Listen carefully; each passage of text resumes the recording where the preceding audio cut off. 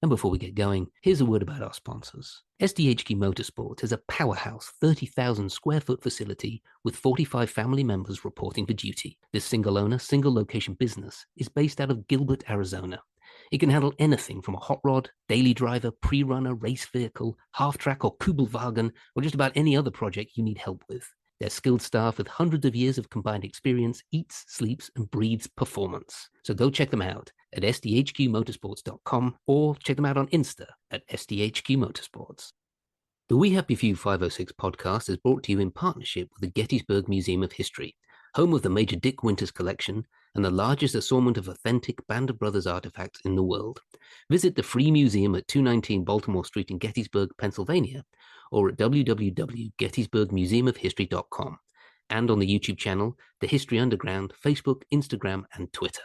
Well, hello and welcome along to another We Happy Few 506 podcast, which is also the Masters of the Air Appreciation Show, or it has become now. I am here with my beautiful co-host, Doug Allen. How you doing, baby? I'm very well, thank you, Matthew. How are you? Not bad. I'm in a hotel outside of Bastogne in a place called Houffalize. And I'm surrounded on all sides by young French kids who are all clearly going to kick off till about 4 o'clock in the morning. So I'm going to be doing that dad thing, banging on their door in a while. Turn down that weird disco music from the 70s.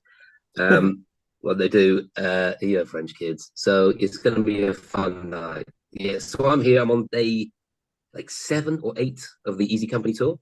And I'm going to bring in our guest right now because this is kind of pertinent. Kai Alexander, how are you doing, man? I'm very well, thank you, Matt. Doug and Matt, hello, gang. I'm very well, and I'm excited to be doing this. Fantastic, because we also have our legendary 100th Bomb Group personnel, Matt Mabe. How are you, sir? I'm great. I hope you guys are doing well. Yeah, we're good. I might get you to speak first, if you don't mind, Matt, because we went to Mark Rowden Cemetery today, and we actually went to the grave of one of the 100th Bomb Groups, who was killed in the Munster raid, the one that only Rosie came back from. And he was a navigator by the name of Gibbons. Did you get the video I sent you? That's right. Yeah, John. There were 2 John Gibbons in the 100 Bomb Group, one of which was John Gibbons that you saw, and several of the guys from the 100th are buried at Mark Rowden, including some of the crews that went down on the Munster raid. So it's very moving to see, especially since all of those graves are adopted by volunteers in the Netherlands. Yeah, all of them, absolutely. And there's a waiting list for it as well. It's kind of crazy. It's a beautiful cemetery. Oddly enough, as well, my father used to run the military hospital in Munster. I lived there for several years. Really? When was that after? When yeah. How old do you think I am, Kai? I realised as I said that, I was like, yeah, okay, I've stopped listening. No, he's not going to edit that out, is he? It was it was in the 1980s. I'm just, it wasn't during the raid. Absolutely shocking thing to say, but so you played Sergeant William Quinn, and we'll get on to that. You got a great face, if you don't mind me saying. Instantly recognizable. Me and Doug can attend to this, that like if you're in a show where there's a whole bunch of dudes and you're all wearing the same gear, you're not instantly recognizable, are we, Doug? No, that's right. But Kai, you definitely are. Yeah. He has a very recognizable face. Very recognizable face. And I actually did my research on you. You did another interview, and there was a dude that was weirdly obsessed with your teeth. What was that about? Yeah, I remember that. I remember that, and I think I rambled on about it for a little bit too long. I remember watching that back, as I do self-analyze almost everything I do, and I remember coming away from it thinking, why did I go on about that for so long? Why did he ask you? Why did it ain't your fault? You were just trying to be a good guest. I was smiling, man. I don't know. You're gonna see it. He just starts going on and on about his like dental history and all sorts of stuff. Like, I've got teeth and you can see them. And how long is this podcast going to be? You guys ask the questions. I'm there to answer, man. Yeah, I'll try and do better.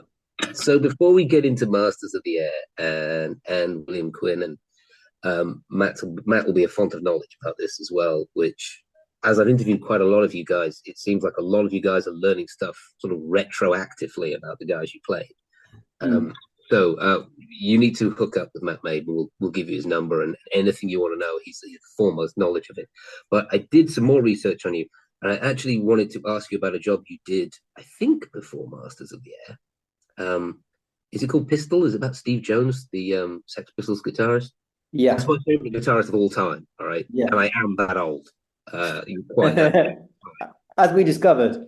As we discovered, yes, I was there during the bombings of Munster. Can you talk a bit about that show? Because I'm a Sex Pistols like super freak. Yeah, I mean that was an amazing opportunity to get to work with Danny Boyle on the history of the Sex Pistols again, like so widely, everybody's heard of the Sex Pistols. They're around for such a short period of time, and they did so much over this tiny little period, and they made only sort of this one album, but sort of created such a legacy from that. And to be able to go in there and learn about, I played Richard Branson in the show, and to learn about, I had no idea the involvement that he had in actually releasing this one and only album that they did. And if it wasn't for him, perhaps they may never have released it, because they were kicked out of a couple of record labels at that point, and they did the infamous interview where their then record label dropped them after that. And it was a fascinating story that, as I said, so many people know a little bit about it, and then when I was in part of the show, you find even more about it, and the nuances are incredible. But I have to ask you, do you like the music? Yeah, I do. I was talking to someone else about this the other day, and they asked a question like, what sort of music do you listen to? And I said, like, my favorites on my phone is the most random mix of just like everything, just from whether it's previous jobs or like, I feel like every different genre has a different like, purpose. Like sometimes some different genres pump you up, they make you more energetic, some you want to chill out. I love exploring so many different music genres, so I love the music, along with jazz and many other things. Because don't let me nerd out, I will change the topic in a minute. All right, that album I think is 32 minutes long, that's it, and it's still the greatest album ever made. And I used to listen to it before I played rugby, which I did recently, and I've totally smashed my knee. So oh, really? I'm walking with a brace. I usually myself on the weekly. This is an on-running thing, so I'm hobbling around on it on a brace now. So I got to ask, and you can say no. It's fine. It's fine. We're not going to put you on the spot here. But is there any chance you could do the Richard Branson voice? Oh, I think it would take me a few minutes to get into that. No, don't do it. It's fine. Because I haven't done it for a long time. I'm filming something at the moment where I'm Scottish, so that's like that's like where I am. Yeah, that's a bit of a big ask, Matt. Let him off the hook. He's got a very sort of like idiosyncratic way of speaking, Richard Branson. I just wanted to hear it. Yeah, it's very strange, isn't it? His voice. Yeah. The rhythm was the main thing. When I was prepping that, the rhythm and the sort of the intonation was the key thing that I was trying to listen to and pick up on. And I think what eventually helped me kind of get it. It's very rhythmic, has a certain rhythm to it, for sure. Yeah. So a little bit like Tony Blair. They sound a little bit similar. Tony Blair and Richard Branson got a similar cadence to the way they speak. But we should get into the show. Because this is the Masters of the Air Appreciation Society show nowadays.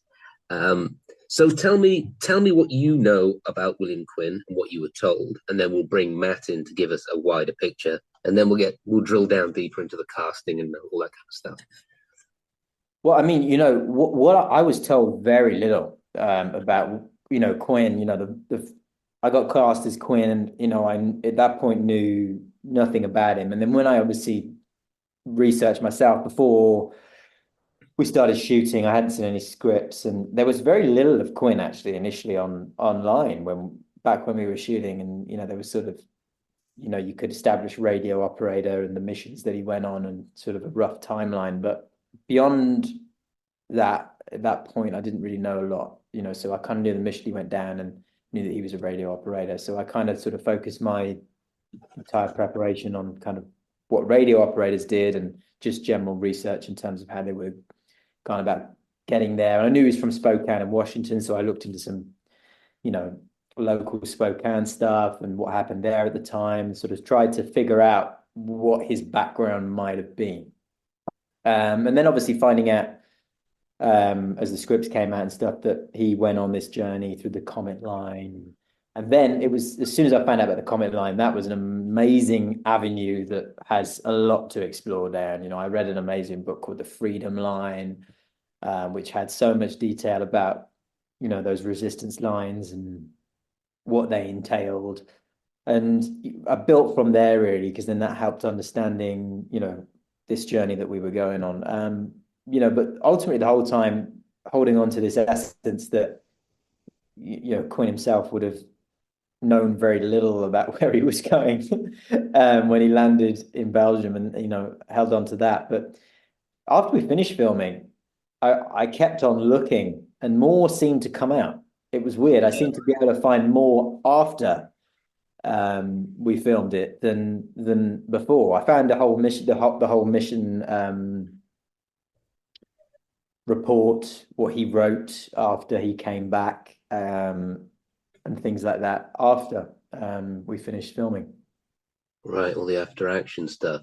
Tell us a bit about William Quinn, Matt. What do you know? I mean, everything that's online is from you anyway, so why don't you just clarify?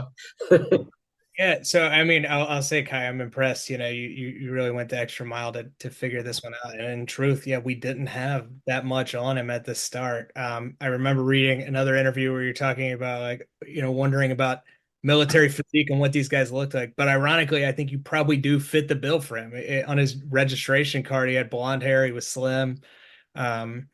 He had actually been in the military for a couple years before joining the Army Air Forces. So he was probably a little more confident than some of the other guys in terms of what he was going into. But you're right, becoming an evadee, there's no way to practice for that. And I think the series did a fantastic job, or you did a fantastic job in showing that experience. I think the only thing it didn't really show is he actually evaded by the skin of his teeth almost. At one point, he was almost found by the Germans right after he was shot down. He was hiding in bushes and he said he saw the Germans' feet walking nearby. So pretty miraculous.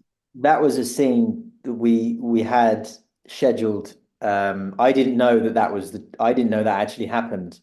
There was a point where we were going to actually shoot that, but we never, time scales and things like that. We never actually got around to shooting it. But that was one of the things that was in the original draft. But I had no idea that was actually spot on.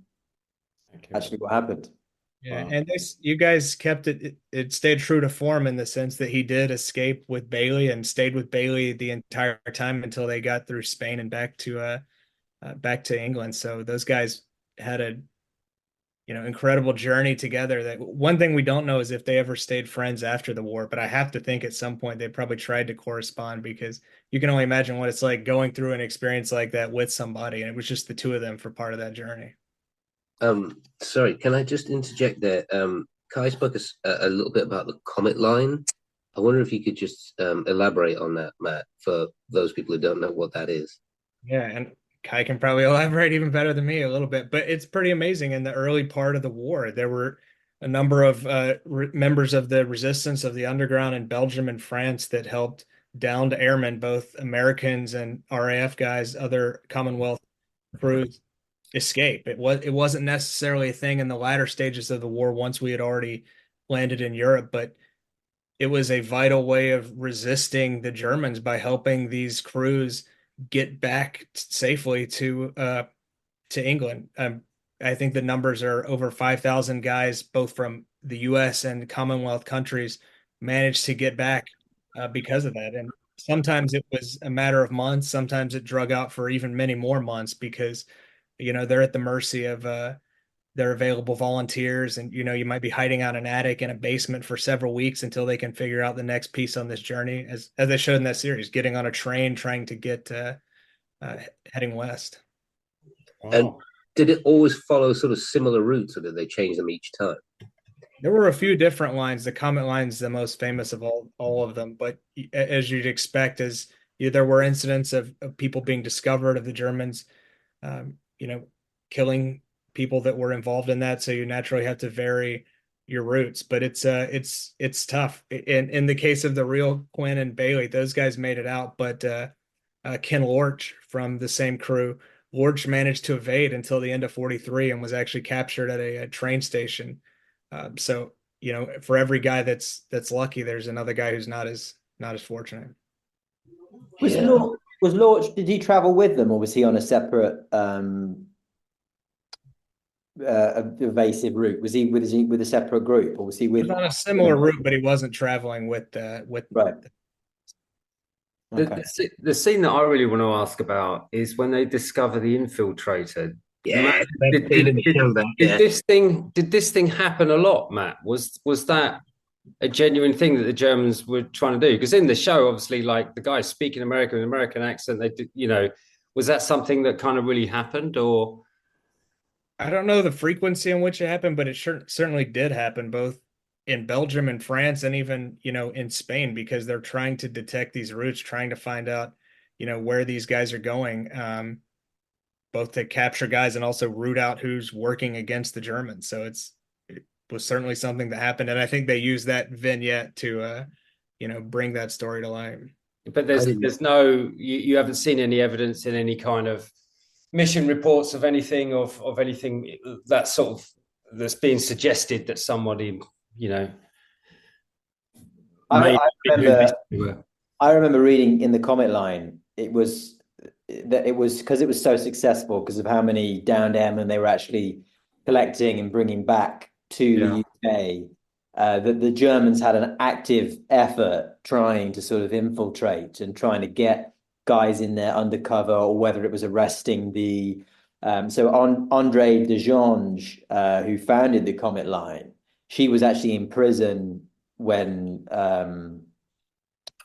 Quinn and Bailey can go down, because she was, as you say, at that time the leader, right. And they were constantly trying to get involved in that and break it up because of how successful the line was itself. That's certainly what I in my research. I could be completely wrong, but he's done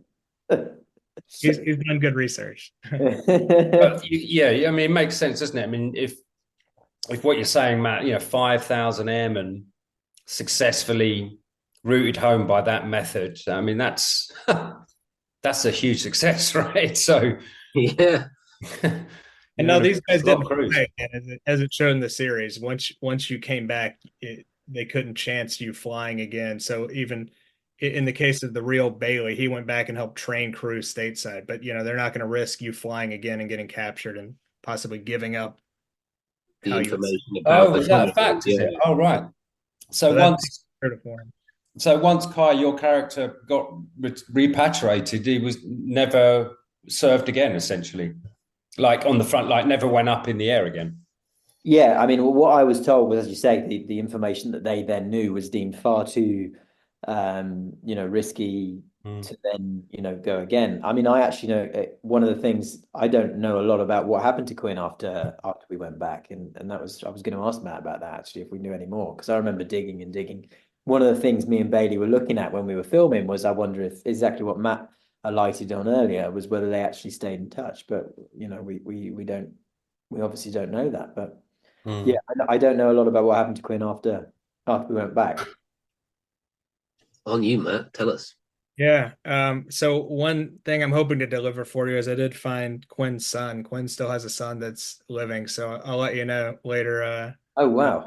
We can hear back from him. But he actually stayed in the military. A lot of these guys did it both out of patriotism, but sometimes, at that young age, you go into the military and that's the lifestyle you've come to know and you stick with it. So he stayed in the military until the late 50s, and he stayed in Washington State. That's where I went back to. He got married, had kids. He died pretty young, unfortunately. That's to say, that's the only thing I found. Like, I found that he died really young. I was like, oh my God, I wonder if he ever had any any kids or anything during that short time? Because how old was he when he passed? He was 60. He was 63. Or excuse me, sorry, he died in 1963. So he would have been in his 40s. 40s by then. So it's kind of sad because he got out of the military in 59 and was probably doing something else for a couple years, but he stayed in Washington State and had a few kids. And we don't really know what happened, but it's miraculous that he managed to make it back from Germany in the first place, given how many guys were not so fortunate. Yeah. Well, Kai, you're about to go on a journey. You're about to go on a journey. Matt introduces you to the kids. Yeah, You're about to go on a journey. We can attest to that. It's going to last a long time. You're about to have your emotions put through the ringer. I'm telling you that for nothing. What number mission was you on when Kai got shot down? You know? I don't actually have it in front of me, but it was early on. He didn't do many. He didn't do many. Quinn was one of the early replacements in the group, but he would have started flying during late summer, so it was early. But there were so many guys that went down during Black Week. It was just staggering. Yeah, because he actually, one of the things I discovered later on is that he wasn't an original member of Alice from Dallas, was he? That's right. I'm sorry, I misspoke about Black Week. He went down over Regensburg, but you're right. He was a replacement, as was Hinton in the series. So he and Hinton were both replacements to that crew. Mm. So you got to think it's hard enough to be coming in doing that job as it is, but coming in being two new guys on a crew where everybody else is already kind of a family and knows each other, and you're one of the new guys. It's probably a little tough. Wow. Yeah. Well, I'm very impressed by the amount of research that Kai's done. I think he's done more than the rest of them put together. Yeah. Did you get the part quite early, Kai? What was your casting situation like? Because a lot of the guys seem to have got it and then started almost like a week or two later. Did you have a bit of time with this, or? I had a few weeks. I mean, I did my first tape in like the very first few days of January, and then did another tape very quickly after, and then had a meeting on Zoom a few weeks after that. I had a few weeks before boot camp started, knowing I was playing Quinn, and when I started deep diving. Yeah. Did you always read for Quinn, or did you read for any other part? I was reading for Quinn pretty quickly after the first tape. The first tape was very sort of generic. Yeah, and then it got more specific after that, and then I knew Quinn, and I had some of the Quinn scenes for my meeting on Zoom that later made the show. Well, how many auditions did you do? Was it just like go back and back and back, or they're like, yeah, this is the kid for us? I did 2 tapes and a Zoom. Oh, that's good. Yeah, that's pretty good. A lot of the other guys did quite a few more, didn't they? And had to wait for months and months, and yeah, it's pretty good. Yeah, it was. Well, I mean, it was an amazing experience. Everything about it was an amazing experience. I just remember thinking from point one, like, I had long hair at the time, and like first week of January, I was like, oh my God, this amazing, show, and I knew Band of Brothers, and there's like no way anyone's going to look at me with long hair and go, this guy's World War II. And I was slim, and at the time I didn't know about the nuances about how slim these guys were and how slim they had to be to actually kind of fit in the planes and things like that. And that was an asset at the time, but you just automatically, I think, always think of military being a very well-built well-built guy, and I kind of I went into the first one a little bit like, let's just give this my best shot and try and show a tougher exterior and see what happens. And then Quinn came around. All right, so we'll have to ask you about the boot camp. How was your boot camp? I'm not trying to alpha you. Neither me and Doug are trying to alpha you, but it does sound a little bit like your boot camp was a bit like a science-based summer school. Yeah, it's a bit more of a holiday camp rather than boot. You know, it was all camp and no boot. From what I all can camp and no boot. Yeah, what's going on here? Right? What's going on? Well, listen, I think you know, we I mean, certainly from listening from stories about what you guys went through on Band of Brothers, I think, you know, yeah. I mean, I remember going into it, and obviously we didn't know what the boot camp was going to entail. And obviously I remember, again, I was deep diving on what boot camp was going to be, and I was listening to stories about guys from Band of Brothers and the Pacific talking about Dale Dye's boot camps and how intense they were and what was going to happen. And we got this form through. They sent us this form, like, what was your, you know, what's your sort of daily exercise regime, and like, you know, all these things. And I'm like, oh no, I'm like, I'm not fit. You know, all of a sudden it's like, how often do you walk? And I'm like, you know, how much exercise do you do a day? And I'm like, you know, you start thinking about it literally, and you go, God, I'm an unfit human being. But you know, and how much did you lie on those forms, Kai? What did you actually put? What was the you know, I can't remember. I literally can't remember. I think it was a mix of like reality a little bit enhanced. I was like, there's no point me going like I'm on 50 to 100 push-ups an hour. I thought I'm going to gain nothing from that. But yeah, I remember I remember putting I do a lot of walking or something like that. And I walk a lot. is that an exercise? I don't know. But yeah, again, that kind of enhanced this kind of pre-anticipation for, you know, some sort of Band of Brothers-esque boot camp. But I think, you know, with the Air Force, there was a hell of a lot of information that these guys knew, you know, particularly the pilots, in terms of how to fly. So, you know, we had a different type of knowledge-based.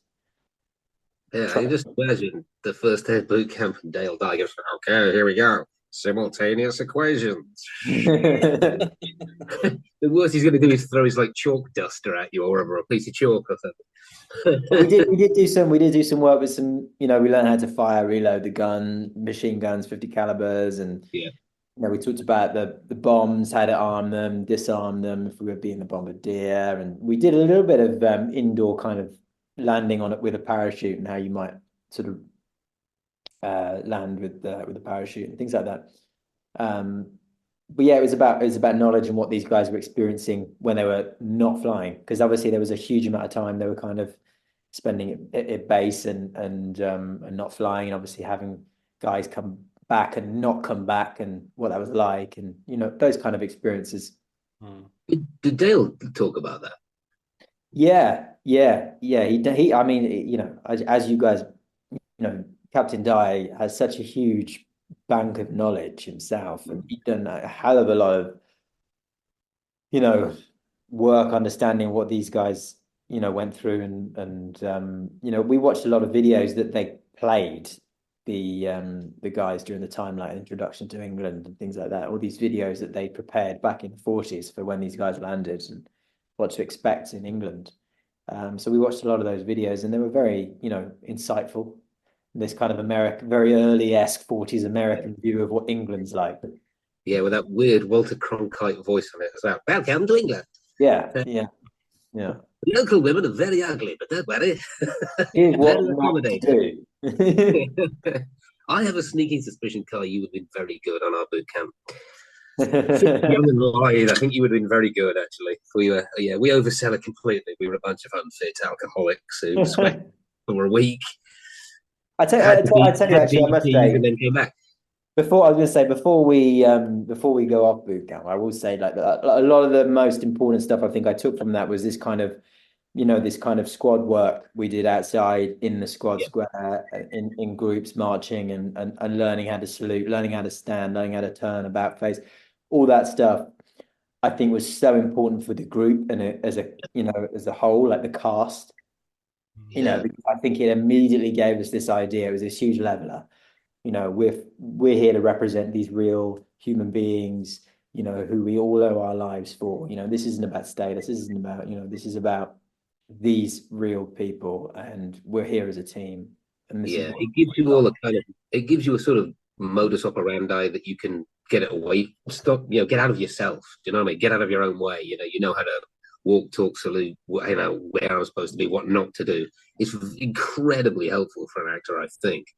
Well, as you say, you put that many guys in a room. I mean, we've all seen. It's very difficult. People, often it's like school. People fight for their groups, and that it gets it very easily, quickly separates. And I think it takes a lot to make sure that doesn't happen. And credit to each and every one of the guys on this show. Because we were all instantly, immediately aware that we were there for the same reason. And got it very quick. Yeah.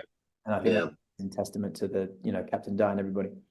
Yeah, it's clear from watching it as well that there are zero egos in that show. I mean, maybe they're just hiding it. I don't know, but you definitely bonded brilliantly. It's really good. I want to ask you just about, because I remember my first day filming on the big show. Your first day of filming, because for those of you who are listening who don't know, like basically as an actor, you might have a couple of days on something good, but a lot of the time, especially when you're young, you work on this kind of like rinky-dink stuff that's got no money. And then the first day you turn up on some Plato, Apple, or HBO show that has got a massive budget, it is absolutely mind-blowing, isn't it? Yeah, I mean, you understand the scale of it instantly, and I think it's important not to get ever distracted by these things. And again, like I said, throughout the entire course of that year we spent filming, hanging on to the fact of remembering the purpose of the show and remembering the whole reason that Gary, Stephen, Tom, and everybody have made this show, for these individuals. That's why we're here, and we're portraying them. And I think it's important to always arc onto that, because it's very easy to get blown away and overwhelmed by the scale of things. And I think it's important that you don't necessarily get too drawn into that. What was it like the first time you got into the plane on the gimbal? Was that exciting? Must have been great, huh? Yeah, I mean, we'd been told about how small the space was, but even I was shocked when I got in there, about how tight it was. And the radio room was remarkably large, actually, but it was like the bomb bay. I remember walking up the bomb bay to get to the radio room, and I was thinking, God, this is absolutely tiny. But the level of detail that those guys went into to rebuild that was incredible. But it was so useful, so useful. Because they show, like, every time anyone moves around the aircraft, it's just a super struggle to get through these tiny little doorways and things. Yeah. And everything was so much smaller than, as I said, they'd said it's tiny, but then when you see it, it's like, oh my God. And the ball turret, I mean, like they took the youngest guys for that because of their, smaller height. And you literally couldn't fit in there if you're any taller. Wow.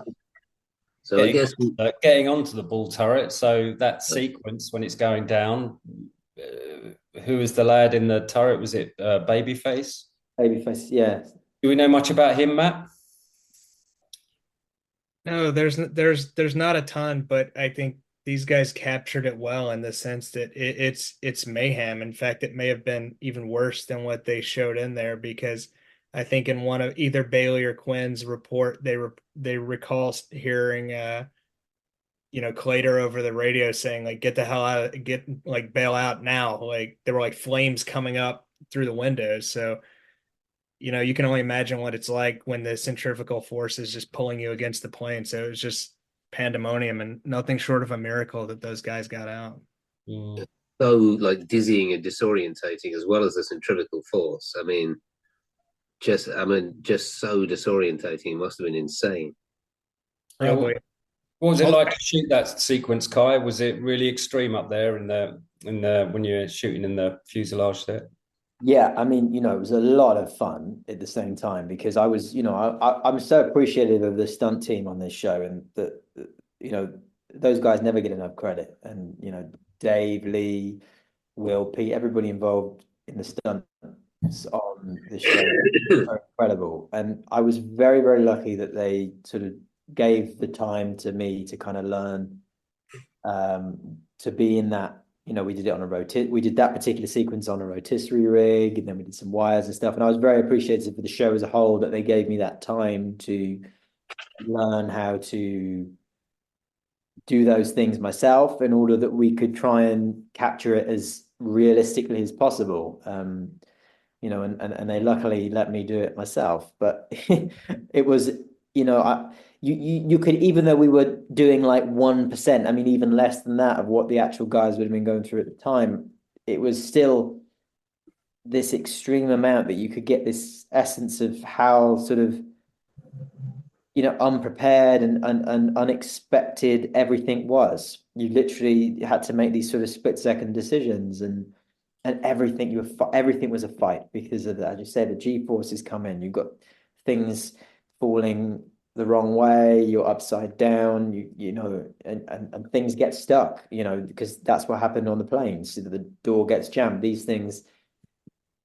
And then once you're out of the aircraft, I mean, you see those sequences, Matthew, where there's tons of aircraft around, and there's just debris just falling from all angles from different aircraft and other airs, and then fighters going in between and flak going off, and bits of aircraft just spinning off everywhere. It's bloody mayhem. So once you get out of the bloody thing, you're not. That's what I mean. Not exactly home and dry yet, are you? Sort of I think it was one of the other guys actually in our plane who Musante who parachuted down, but then he got caught on did he get caught on an electrical line or something like that? Okay. Yeah, I'm pretty sure I could have just made that up, but I'm pretty sure one of the guys in our plane actually parachuted out, made it out, and then got caught in the Caught up in if you don't do that, you're in Nazi-occupied France anyway, or Germany, or exactly. Gone over. So what was the survival rate, Matt? Of, I mean, obviously, tons of these planes got shot down. We've all seen the show, and it's obviously based on reality, but percentage-wise of these awful daylight raids, I mean, what's the chances of making it back?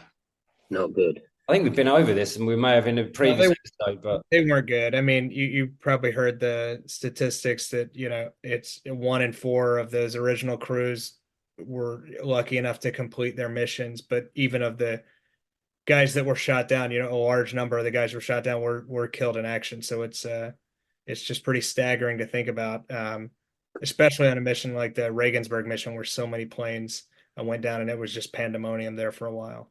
Yeah. I did want to ask Kai as well, though, just to pick up back on Doug's point with the scene where the ball turret gets stuck and you're trying to get Babyface out and doing whatever you can, and you're screaming and stuff. So technically we sort of covered kind of how you did it. But I just wanted to just ask you about you personally as an actor. Like, what was it like emotionally doing it from an acting point of view? Because, like, that's some pretty heavy shit right there. That's going to stay with you. I mean, that must have stayed with him all his life. We did, we did it a couple of times. With, Oakley, who played Hinton when he was actually in there. With obviously me on the outside and him in the ball turret. And I remember, obviously trying to act the G-force and then bringing my way all the way up to that little tiny window. Yes. Where I could see, in this case, Oakley. And I remember, it kind of struck me at that moment what this was. And that was something I hadn't anticipated, because obviously I knew he was supposed to be in there, but when I actually did it and he was there, and seeing a face in there so sort of trapped, and he was at that point, the door, we couldn't open the door, it was jammed. And I remember seeing him, and he was completely lost in there and totally panicked. And I remember thinking on the outside, oh my, what a strange weight this has now on your shoulders, because you can see someone who's living and you're kind of there, but then there's this, the plane's going down. There's just so many variables, and it's just like this impossible situation.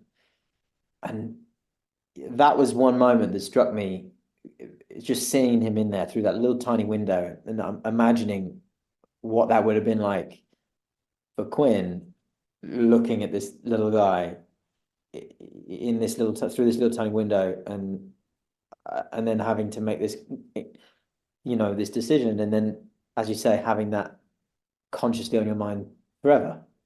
And Did you attribute his sort of subsequent acts once on the ground to anything to do with that? Because he made a lot of mistakes, and it's almost like, did you ever see when you were doing it, oh, he kind of wants to get caught through guilt?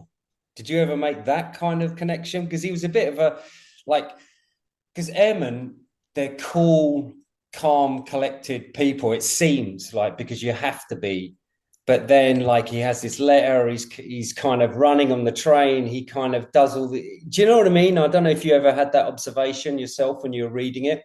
He seems like a little bit naive to get out there, and I just wondered if you'd made any connection between that and the fact that he was staring at this kid going, I've got to save myself. Yeah, I mean, I didn't have the conscious thought of to get caught, but I remember thinking of I had a conscious thought throughout all those ground scenes in France of the lack of, I felt like certainly the writing pointed towards this kind of lack of trust that he had.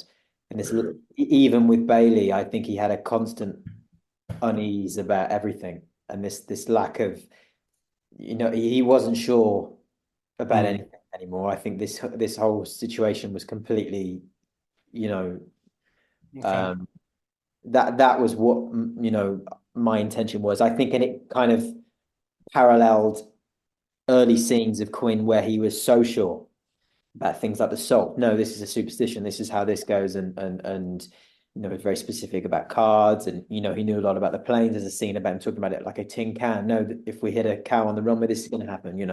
He always had this sense of presence, and he knew things, and he was controlled about it on the ground. And then for me, it was this parallel of all of a sudden being in a situation where you didn't know the answers and you didn't know what the safest thing to do was. Then all of a sudden you lost this trust, all at the same time of having this thing sat in your hairs and Bailey pressing you on what happened, and and as you say, this guilt riding over you, which just it makes you have these sort of panic attacks almost that Quinn keeps having, these little moments that I never actually saw at the time, until almost the show came out, and I was like, because I remember acting these sequences very sort of, I think I think it's a testament actually, because when you're having a panic attack, you almost don't know you're having a panic attack. And I think I didn't necessarily know that was what Quinn was going through at the time. It was just this mind meld of conscious thoughts that were just going through. He never knew, as you say, in this world where he felt very comfortable before, knowing what he wanted to do, what he could do, because these guys knew very little. So I think he held on to these one things that he did know, and then being in a position where he knew nothing. It's a good way of demonstrating, he literally went to pieces, didn't he? That's what it looked like looking at him. Yeah. And also he's gone from the sort of certainty of the sort of career that he's had and being an airman, and then he's in resistant hands, which must have been so confusing and disarming, because they weren't telling you anything, because they only want you to know exactly what you need to do that day. So you must have this sort of paranoia creep into you, like, are these guys for real? Is this going to get me killed? What's going on here? They won't tell me anything. Just from day to day, they get the minimum amount of information to protect you and to protect themselves and to protect their families from reprisals as well, which must have been horrendous as well. And as you say, having seen things like, Bob, who was a German infiltrator, I think that just enhances your lack of certainty even more. Matt, what were any of the airmen ever briefed upon? Obviously not the specifics of the resistance, but were they ever informed, like, okay, if you do get shot down, there is this thing called the resistance. We're not going to tell you who or what they are, but they are there and they are active and they are successful? Or was anything given at all? Or was it to such a secret extent where nothing was mentioned ever? especially during the early period of the war, the guys were told very little. I mean, you were given some notional facts about, if you're shot down, you could try to do X, Y, and Z. But, even just going into the, you know, basics of like what to do when you're parachuting out, like that just wasn't a topic that they spent a great deal of time going over. So there wasn't that much shared with these guys. So for a lot of them, it was, I think you guys represented it well. You're just confronted with a brand new situation that, some guys were able to just take it in and figure it out. Whereas I'm sure guys had panic attacks and wondered what's going to come next because it is an unnerving experience. Mm. I remember reading something actually which suggested very early on, like, because when they went into the prisoner of war camp, you were told obviously you don't give across X, Y, and Z pieces of information, just give your serial number. And I remember being told actually about the sort of, if you weren't captured, because I think in a POW camp, unless you really pushed the boat, they wanted you for information, so they wanted you for a purpose, so that you were never there to sort of, they were very unlikely that they were going to kill you. Whereas if you were sort of on the run, it was a little bit more dangerous in that sense, because it was, as you say, it was you'd made an active attempt to evade capture. Yeah, and also you would no longer be in uniform. You'd be wearing other clothes, which is then, that's that means you're a spy if you're wearing not your own uniform, essentially. But you're all of a sudden a different. Yeah, it's a different mentality. Yeah. So how long would that journey have taken, Matt? Would it have been predominantly a rail journey, or even something on foot to get all the way through France, Spain, and out? What was that? Was all of the above. There was some walking. There was probably some, riding on a horse at some point. There was a train. The most popular route was they would get you into Paris. You take the train south to like Bayonne or somewhere like that, and then there'd be, either on foot or through a variety of routes trying to cross into Spain. But it took a really long time because there's only but so many volunteers, and you want to make sure the path is clear, and it's contingent on a lot of factors. But it's, a precarious, though they probably had a well-oiled machine, it's still every single one is dangerous and very precarious. Yeah, incredible, isn't it? The risk they took, Was it 6 months? I think it was 6 months, wasn't it, for Quinn? I think it was August to February. That's about right. And then it's too bad. There's so little that was written in the press about when Quinn came back, but when Bailey came back, his hometown paper wrote a piece, and you have to imagine Quinn probably got back at the same time in spring. And it's just pretty neat to read that, all his parents knew was this guy might be dead. He was shot down. And then the next thing you know, the papers are printing like, son of this town is finally back. Had to be miraculous to read. Yeah. I have a slightly incendiary question. I'm not trying to be provocative here, but was there any form of hierarchy on the comet route? Like, is there any way you could be like pushed to the front of the line? I don't think so. I think all of these cases were different. I mean, if you were a major or someone that was shot down, I think four-star general. Yeah, that's what I was going to say. I think if you're a 4-star general, they'll send over a squadron of bloody aircraft to come get you, wouldn't they? So I was wondering whether there were certain people that they wanted to get out quicker. That was sort of my question. Yeah. Well, I will say, fun fact that we didn't know at the time when we were helping furnish John Orloff and others with information.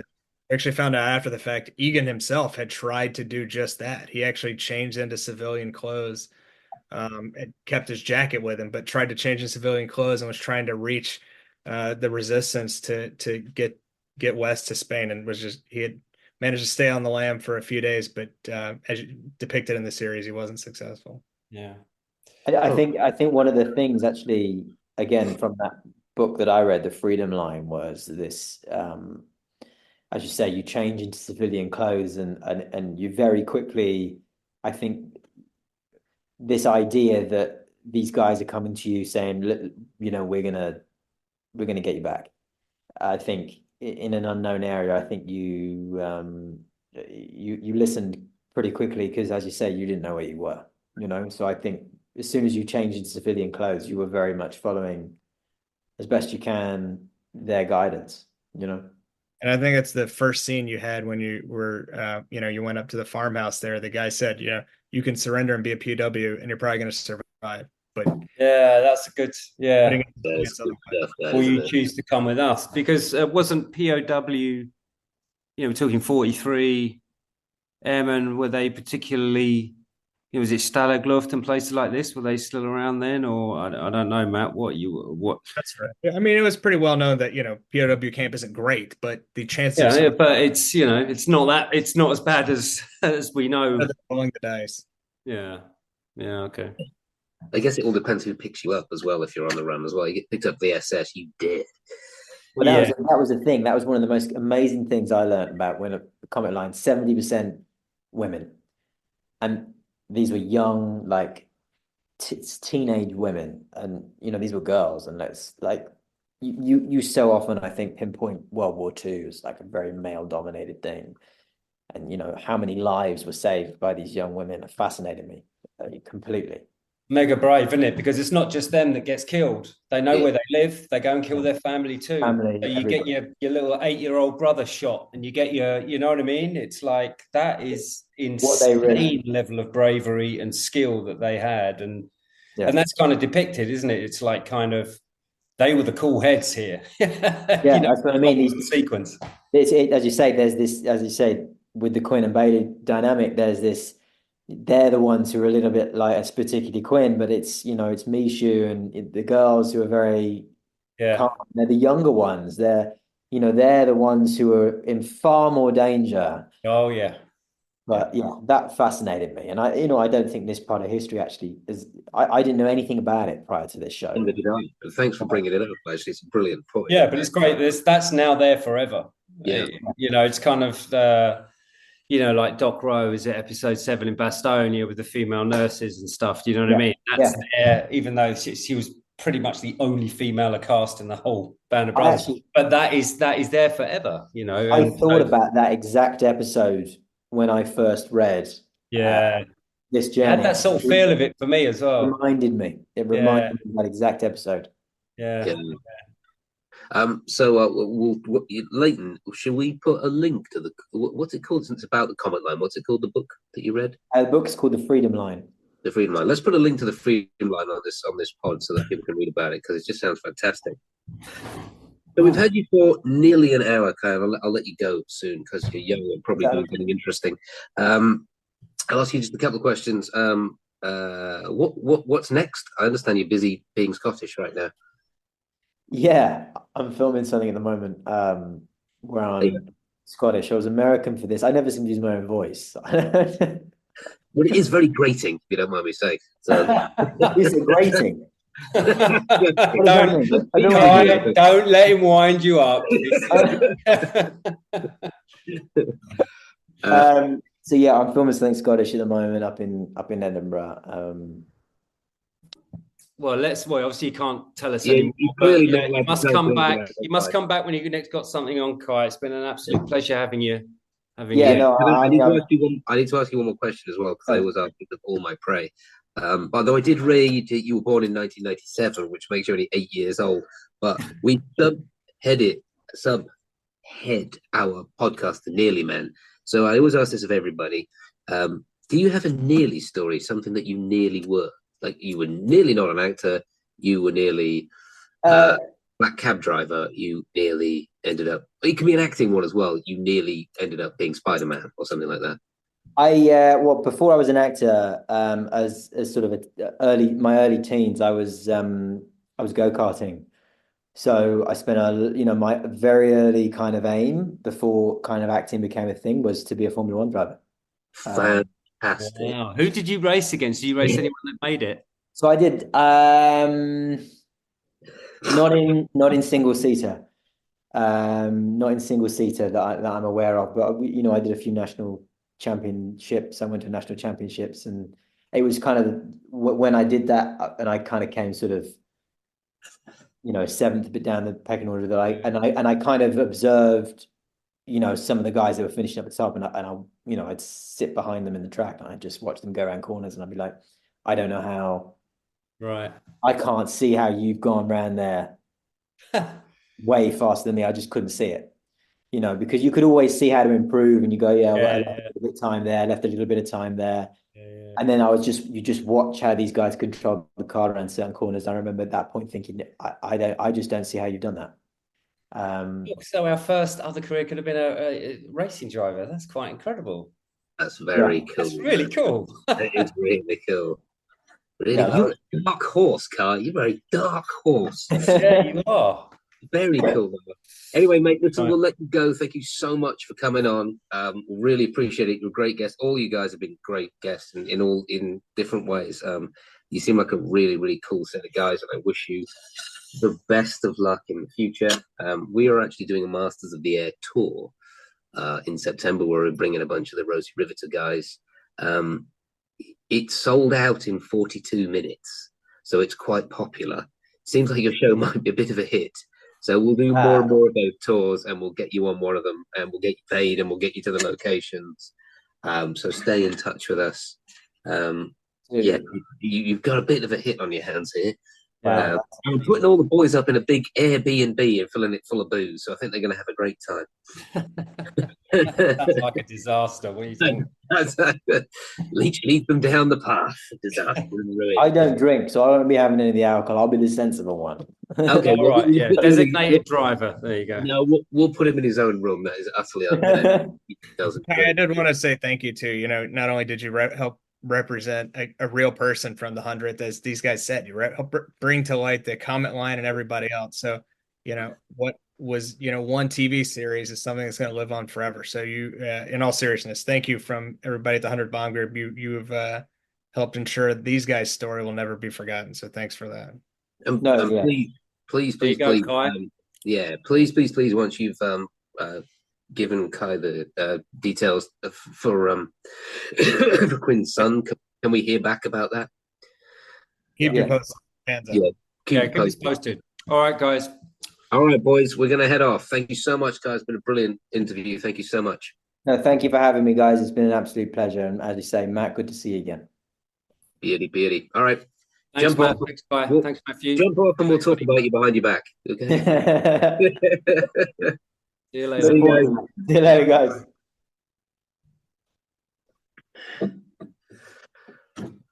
What a sweet kid. Oh, that was good. Yeah, that was a very sweet kid, man. Yeah. They're all so smart and erudite, those kids. Yeah. They are, aren't they? They're completely different from us. Yeah. We keep saying that every week. And yet we do. We prove ourselves. No, but he had it was a really good part to show, you know, the resistance, and also, you know, the flying part and the resistance was really, really, really important, really amazing. There were really great sequences there. Yeah, he's a very, very good young actor as well. Yeah, we'll get him. We'll get a lot more of him. Yeah. All right, guys. Well, if there's nothing else to do, I'm going to sign off. I'm currently in. All the French kids in this hotel have quieted down from now, but I'm sure they'll be smashing the place up at midnight. So they will try and go to bed. I don't know. Been a long old tour so far, and we're out in the fields of Bastogne and the foxholes and all that stuff tomorrow. So, all right, thank you very much for listening, and we will pod again next week. I think I'll be back by then in America. So see you then.